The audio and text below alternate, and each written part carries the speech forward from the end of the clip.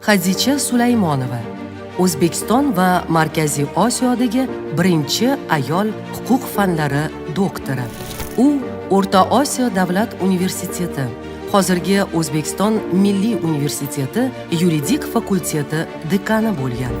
Adliya vaziri va 1964-yildan O'zbekiston SSR Oliy sudi raisi bo'lib ishlagan.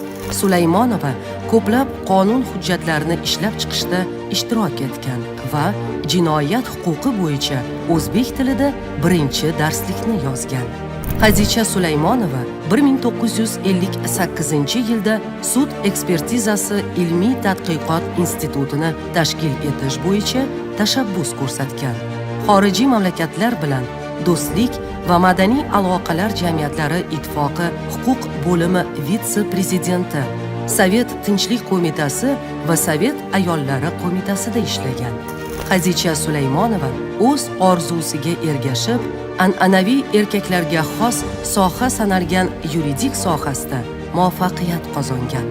U barchamiz uchun namuna.